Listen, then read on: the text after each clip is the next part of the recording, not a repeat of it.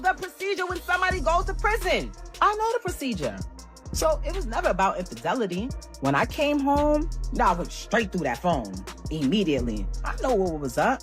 When I had to fight baby mothers at mother-in-law's houses on Thanksgiving, I knew that girl wasn't lying about what she was saying was going on while I was there. I knew she wasn't lying. I just was mad. I knew she wasn't lying, though. If we keeping it a bean, I knew she wasn't lying. You refuse to tell people, hey, me and Rem haven't even slept in the same bed since May 2022. You don't want to tell nobody that. You were so wrapped up in the whole black love thing. That was your thing. That was the only thing you had. And I realized that. And I respected that. You know what? I don't need to be out here telling people you ain't this and you ain't got this and you ain't doing this and you ain't that. Whoever get you, they'll see. What women? How do y'all think y'all know what people? What do you tell somebody being broke to y'all? Because I see a lot of this like upgrade, downgrade. So and so's broke. This one's broke. Like, what are y'all talking about? Y'all don't know what people have. Actually, my ex might be the least income making person that I've ever been with. Ever. Everybody included. It's my house because I paid for it. All 1.3 whatever I paid in cash with my name on it only. I take care of the kid. I take care of this. So I stay here. You move over here. You're a piece of Papoose. You really are. You have turned into a piece of shit. This right here, the gambling, the failures that you've had in your career or whatever that didn't pan out how you wanted to, has turned you into somebody else. If that was my friend, I would be like, girl, you just turned 30 years old. You are a world champion. You are accomplished. You have made it from out the ghetto, from the slums, from the depths of Flint, Michigan. You don't got no kids. You have your whole life ahead of you. Well, why are you attaching yourself to this 47-year-old man that doesn't have anything going, has no career, no job, no income, except for the income that he's claiming off of your percentage because he's your manager? Got you out here talking, looking crazy. He's the one that don't want to sign, don't want to get his stuff out of his ex house. Doesn't be there for his child that he begged for, but telling you he wants another one. Let me guess. He's telling you he want a son, right? He has a son. He has a son. He just doesn't like his son's preference, so he acts like he doesn't have a son. He has a son. We have a son. I would be telling you, girl, get your from over there. What are you talking about? Just a few days after Claressa Shields sat down for an interview and openly shared her plans to have children with Papoose next year, everything in her personal life seemed to shift without warning. During that conversation, Claressa came across as calm, thoughtful, and hopeful. She spoke about her future with confidence, explaining that she did not want to wait until the end of her boxing career to start a family. To her, life was not just about championships and belts. It was also about building something meaningful beyond the ring. She explained that she wanted to stay healthy, strong, and active so she could truly enjoy motherhood. She imagined running around with her kids, being present, and not feeling like she waited too long to live that part of her life. At that moment, it sounded like everything was aligned. She spoke as if she and Papoose had discussed these plans and were moving forward together. Nothing about her words suggested trouble. Instead, she sounded secure, happy, and ready for the next chapter. Then, almost immediately, the tone changed. Not long after the interview aired, rumors began spreading online. Accusations started popping up, claiming that Papoose had cheated on Claressa. The timing made everything feel cruel. What should have been a proud and joyful moment quickly turned into a painful situation played out in front of millions. Instead of receiving love and encouragement, Claressa found herself surrounded by criticism, jokes, and harsh opinions from strangers who felt entitled to comment on her private life. People began repeating an old saying that often comes up in situations like this: you lose someone the same way you get them. In Claressa's case, that phrase hit harder than most. She had started seeing Papoose while he was still connected to Remy Ma. At the time, Claressa believed that emotional ties between them were already broken. She trusted what Papoose told.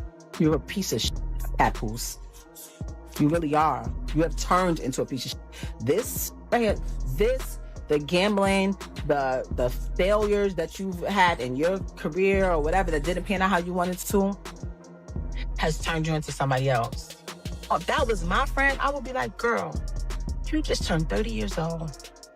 You are a world champion. You are accomplished. You have made it from out the ghetto, from the slums, from the depths of Flint, Michigan. You don't got no kids. You have your whole life ahead of you.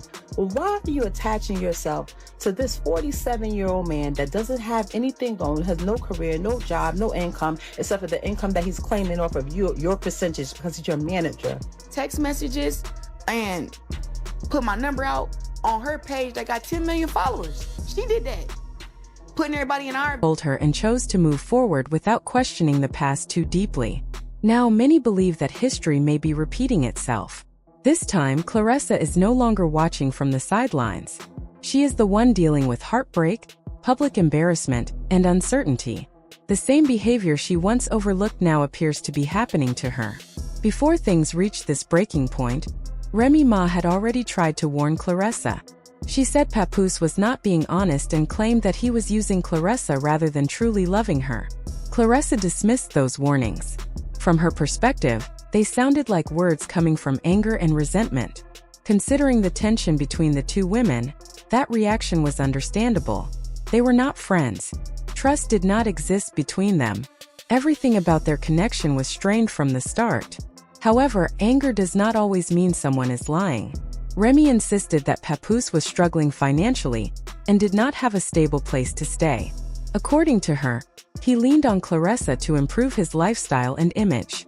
She claimed he benefited from Claressa's success, her income, and her growing influence. At the time, Claressa refused to believe it. She felt Remy was trying to interfere rather than protect her. The tension between the two women did not appear overnight. It slowly built over months, growing more intense with every new detail that came out. The situation truly exploded when Remy shared private messages between Claressa and Papoose. Remy said she discovered those messages on Papoose's phone while he was asleep at her home. According to her, he had fallen asleep on the phone with Claressa and refused to leave her place. Remy claimed that when Claressa heard her voice in the background, she panicked and hung up immediately. That moment, according to Remy, confirmed everything she had suspected. From there, things only escalated. Remy accused Claressa's public relations team of pushing false stories to make her look bitter while painting Papoose as a loyal and innocent man. She said she repeatedly asked Papoose to speak publicly and clear the confusion, but instead, he told her to stay quiet. That response pushed her past her breaking point. Remy then made a statement that shocked many people. She claimed that Papoose once told her he would never be intimate with Claressa because he did not find her attractive. At the same time, she insisted she had proof that contradicted those words, and said she was prepared to expose everything if necessary. Before these messages came out, most people had no idea Claressa and Papoose were involved at all. Once the story became public, social media erupted. Arguments, jokes, and speculation flooded timelines. People chose sides quickly, often without knowing the full story. Claressa responded publicly, questioning why Remy, who was rumored to be seeing other men, was angry over a man who had supposedly moved on. She asked why Remy continued tagging her if she was not the only woman involved. That back and forth kept people glued to their screens for days. For a while, Papoose remained silent. Some believed he was avoiding the situation, while others thought he was letting the women fight while he stayed out of it. Eventually, he spoke, and when he did, the situation grew even more chaotic. On Christmas Day, Papoose posted a photo of Remy with her new partner, Easy the Block Captain. He claimed that while he was at home caring for their daughter, Remy was out spending time with another man. He accused her of being angry because he had moved on and said she was spreading lies to hurt him. Just when it seemed like things could not get worse, Remy went live again and shared her side in even more detail. She said Papoose was not the loyal husband he claimed to be. According to her, he cheated throughout her prison sentence and even got other women pregnant during that time. She explained that she understood how relationships often work when someone is incarcerated. She said she never fully believed he remained faithful. When she came home, she immediately checked his phone and realized the truth. She described confronting women at family gatherings and slowly accepting that what she had been told for years was a lie. Remy also claimed that Papoose refused to tell the public they had not shared a bed since May 2022. According to her, he was obsessed with protecting the image of perfect black love because it was the only thing he had left. She said she respected that image for a long time and chose silence over embarrassment. She addressed comments about money as well. Remy said outsiders had no real idea who paid for what. She explained that she purchased their home in cash, supported the household, and took care of their child financially. She said she allowed Papoose to move in and later watched him change due to failed career plans and gambling habits. Speaking directly to Claressa, Remy said that if she were truly her friend, she would tell her the truth. She reminded Claressa that she was young, successful, and child-free, with her entire future ahead of her. She questioned why Claressa would attach herself to a man nearly 20 years older with no stable career and income tied to managing her earnings. Remy claimed that Papoose did not want to finalize their divorce, refused to move his belongings out, and was not present for his child despite begging for one. She suggested he was promising Claressa another baby even though he already had a child. He admitted to attacking Easy the block captain, saying it would have happened anywhere he saw him. He claimed he paid every bill, bought expensive gifts, and supported Remy's lifestyle. He mocked her for speaking about money while wearing jewelry he purchased. Then came another accusation. Papoose claimed Remy secretly relied on him to write her music while publicly accusing others of using ghostwriters. He said he wrote most of her songs without credit or payment. At this point, the situation had turned into a public war. Years of resentment, betrayal, and hurt were now exposed. Both sides were determined to damage the other's image. Even though Remy appeared angry and emotional, many people began to believe she may have been telling the truth about Claressa. New rumors suggested Papoose may already be seeing another woman, younger than Claressa. The internet wasted no time turning it into jokes and harsh criticism. What made the situation worse was Claressa's recent interview about motherhood. She spoke about wanting children soon and not waiting until the end of her career. She said she wanted to stay active, run with her kids, and enjoy life fully. Less than a day later, those dreams were overshadowed by cheating rumors and public humiliation. Instead of planning her future, Claressa found herself trapped in a situation that refused to stay private. Public opinion remains divided. Some believe Remy damaged her own image by oversharing. Others feel she had every right to finally speak after staying silent for years.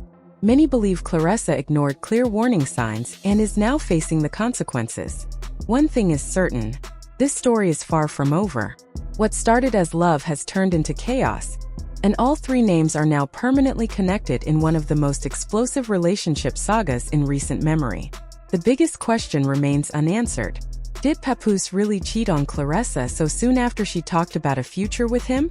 And will Claressa walk away, or stay and hope things change? Only time will tell.